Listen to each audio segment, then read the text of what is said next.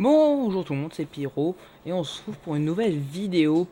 Et je me suis dit, moi je suis au collège, je suis en troisième, c'est bientôt le brevet. Je me dis, ça fait longtemps que j'ai pas fait de vidéo et je me dis, avec quoi je peux réviser. Et là j'ai vu sur internet un quiz pour réviser le brevet. Donc je me suis dit, pour autant qu'à faire, que je révise avec les abonnés mon brevet. Donc voilà, c'est le site, c'est un quiz fait par DigiSchool, et voilà. Donc, alors, j'avais déjà fait un ou deux, donc je vais prendre la SVT. Hop là, hop casse-toi. Donc, ça, on va lancer un quiz en ligne. Comment s'appelle l'auteur de de l'origine des espèces? Attends, c'est Darwin, Charles Darwin. Voilà. Quoique Lamarck aussi, il a fait ça. Donc, Charles Darwin et la théorie de l'évolution. À quelle époque vivait-il? Il vivait au 19e siècle. Donc ensuite, de quelle nationalité était-il? Il était français, je dirais. Euh, Quelle est l'idée principale de sa théorie? Toutes les espèces ont des origines différentes. L'apparition de la vie est surnaturelle. Oh. Toutes les espèces ont des origines communes.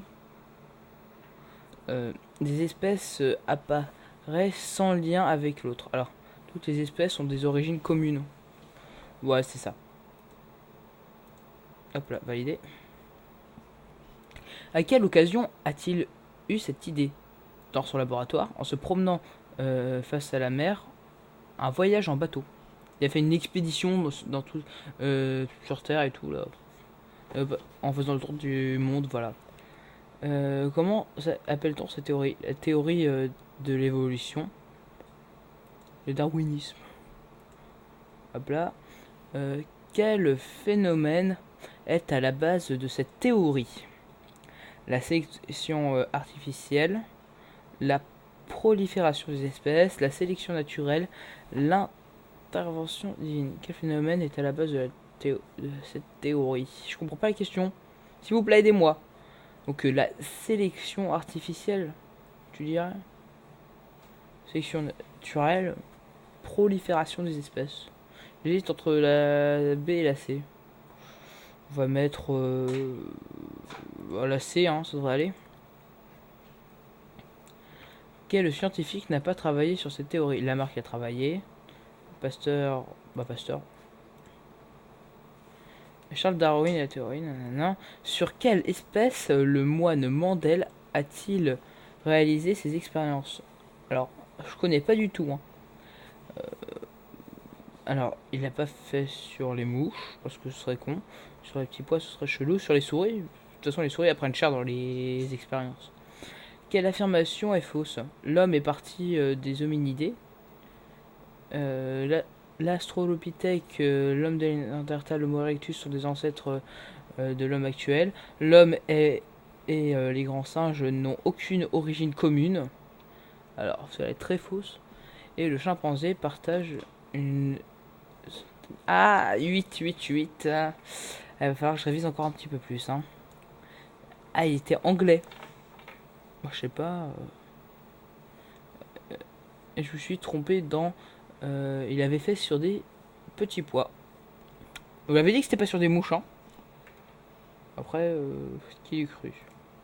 Donc maintenant, on va le faire sur quoi je pourrais faire? Sur.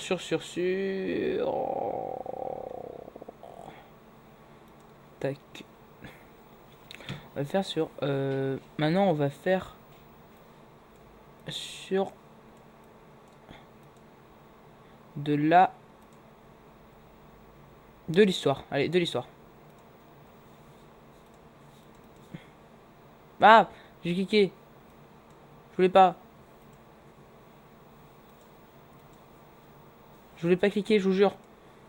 J'ai cliqué sur un truc. Oh là. Donc voilà, on va faire un truc au hasard. Donc dans Quand le général de Gaulle lance-t-il son célèbre appel aux Français? 18 juin 39, 17 trucs. Alors, déjà 140. L'appel du 18 juin 40.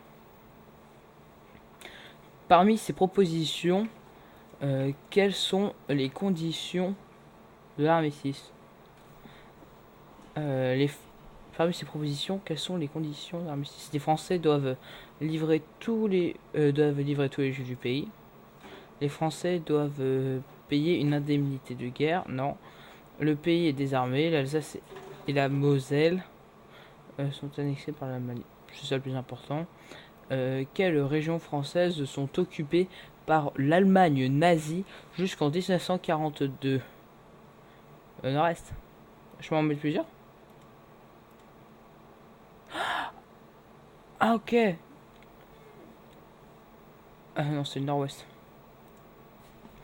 Donc quiz, non. Parmi les propositions suivantes, quelle est la caractéristique du régime de Vichy? Le régime de Vichy est une dictature personnelle du maréchal Laval. Non. Le régime est autoritaire et supprime les libertés fondamentales. Les partis politiques sont interdits. La presse est censurée. Oui.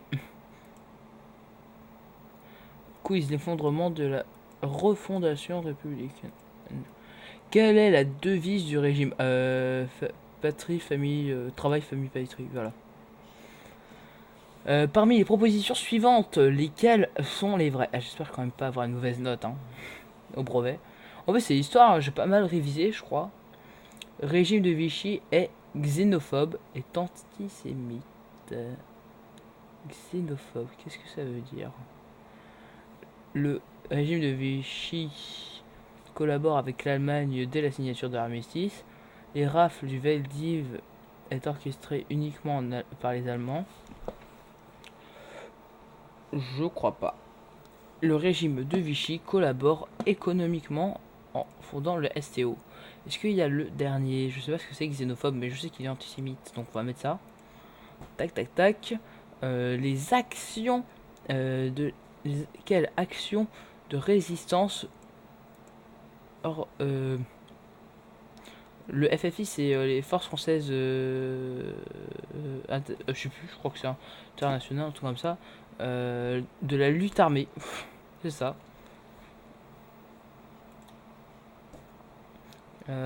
Qui crée le Conseil national de la résistance? Charles de Gaulle. Sous les ordres de Moulin. Moulin, ce qu'il a fait, Moulin, c'est il a donné sous les ordres de Gaulle, il a dû essayer de rassembler tous les groupes de résistance sous les ordres de Gaulle. Et c'est pour ça que c'est l'un des résistants les plus connus, Moulin. Quelles mesures sont mises en place par le gouvernement provisoire? La création de la sécurité sociale, le droit de vote de femmes, la nationalisation de certaines entreprises. Je crois qu'il y avait un truc comme ça.